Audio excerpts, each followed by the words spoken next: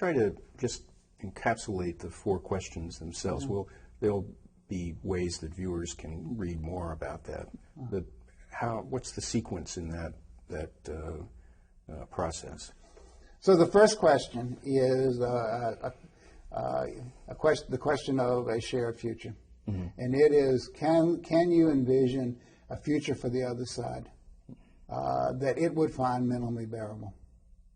I mean, most always in a situation, we think about what we deserve, and rarely do we think about where is the person within the vision of the future we are offering them. Are they there in a way that they would find acceptable? Now, that's the most important question, and I want to come back to that a little bit later about that. The second question is the question of trustworthiness. So how could I trust you? I mean, all these years you have said you couldn't and wouldn't do these things, and now one day you show up, shake my hand, and say, let's march into the future together. Why in the world would I believe you? The third question is the question of loss acceptance.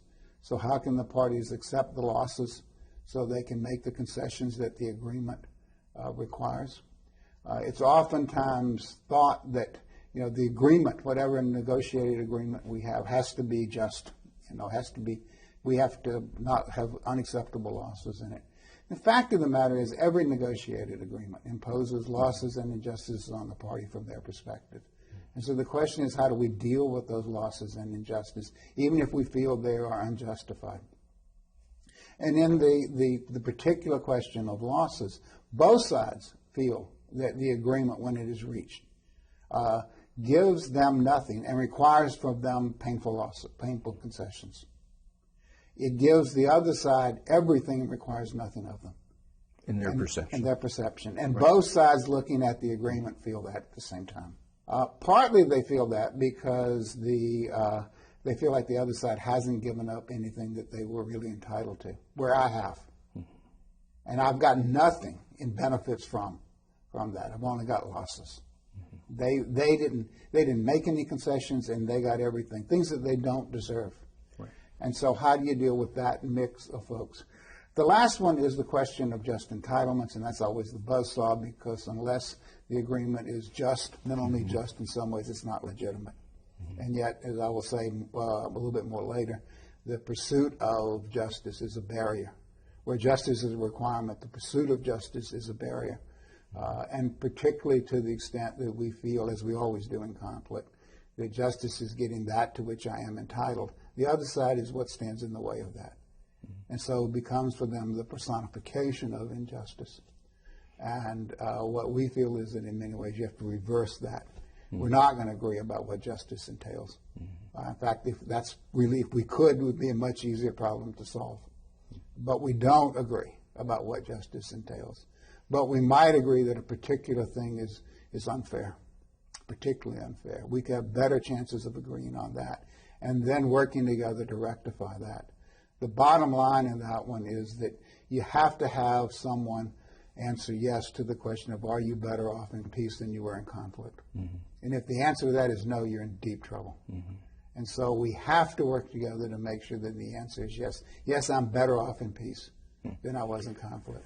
So people somewhat familiar with that conflict would be surprised, I think, to know that you can have these dialogues over a period of time and make progress. And there has been progress from some of the various talks. That's part of how the progress has come to be. Even though the people who have to talk, in the cases of the people that I met in the one opportunity I had to watch you, were paramilitary leaders who had served a great deal of time in prison. Both sides had killed other people on the other side. Both sides deeply believed in their point of view, but were searching for a way where they knew an implicit premise was there would be some dissatisfaction. They wouldn't get everything they wanted. Everybody had great grievance and some great sense of entitlement to what they should be getting, but they're still willing to do this. And this continues in some way. And how is it that you get people even to the table?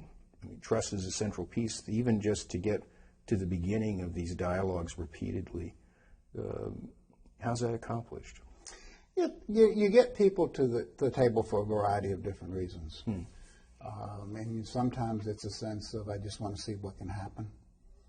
Sometimes there's a sense of we've had enough of this, so we want to see what the options forward are. Sometimes it's the belief that maybe I can get what I want by working with the other side, and I'm going to see where it was.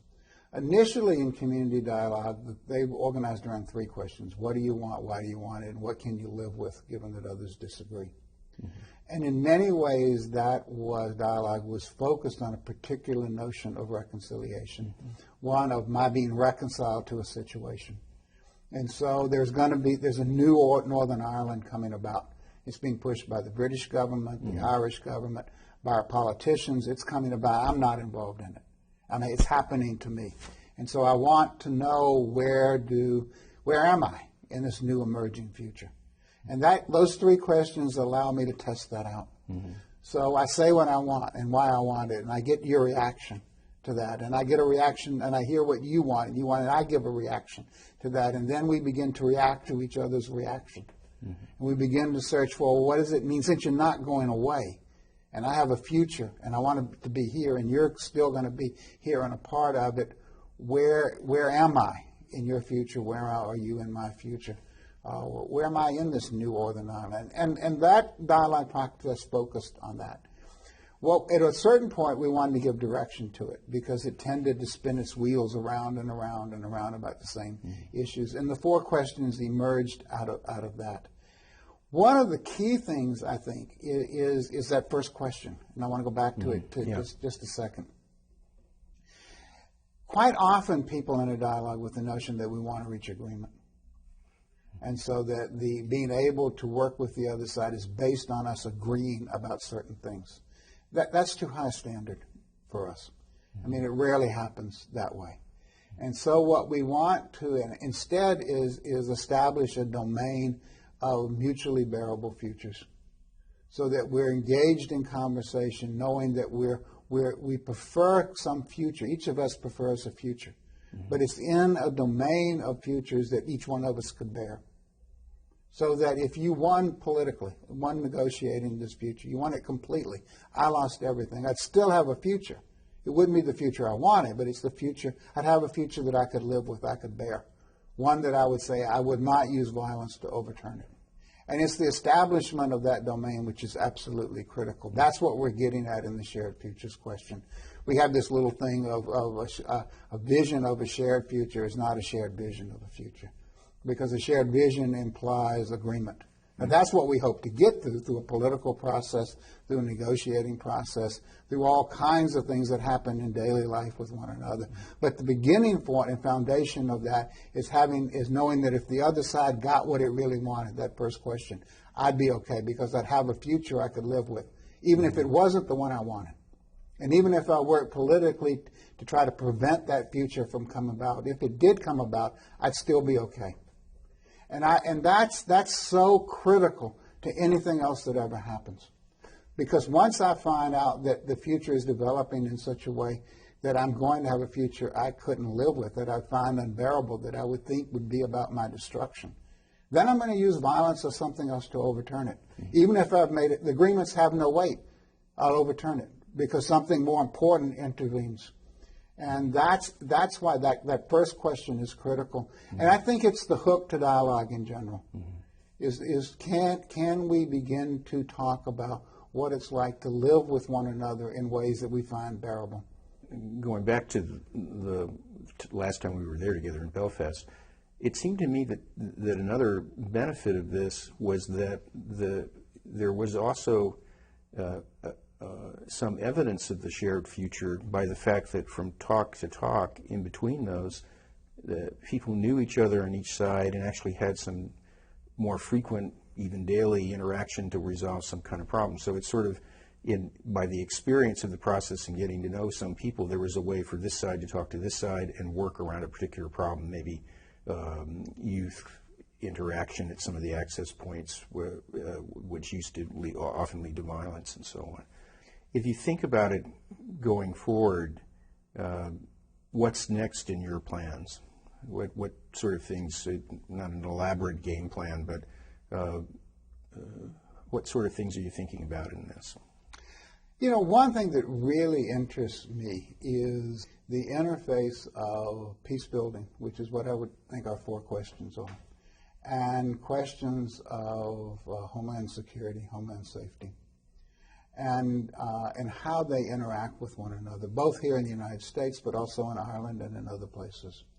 And quite often, homeland security is cast as a security operation, that we have a security background and framework in which we think about what those things were. That if you go back even as far as Plato and the Republic, you find that the guardians there are people who protect us from our enemies, which are external, and protect us from and maintain order and peace within. That's what the guardians do. And that's a noble venture. But it's within a framework of a security framework.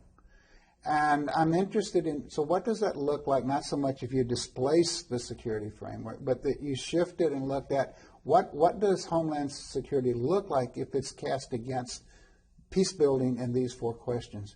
Because those 2 frameworks come together around the notion of safety. I mean, what both of them are doing are providing human beings safety.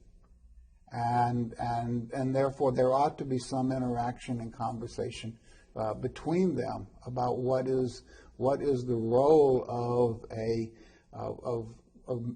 emergency response, homeland safety, a whole bunch of issues that are now coming to the fore, both in here and in Northern Ireland and in other places as well. And I'm interested in what that conversation begins to look like, particularly if you look at policing against the kind of 4-question framework.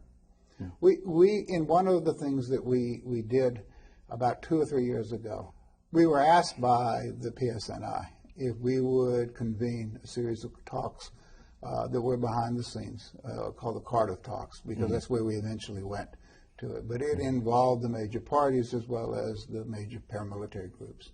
And their concern was, the police's concern, was that they were moving into the summer months and nobody was talking to anyone about how they were going to handle the very contentious issues of marching, in addition to the issues around flags that have grown up in Northern Ireland. So it was a very explosive situation.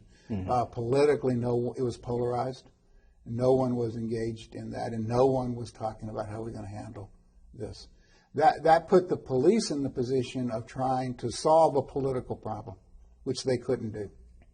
And so they needed the cooperation of the political parties in handling this, and we were hoping to come together and talk about how to establish those lines of communications and engagements with each other.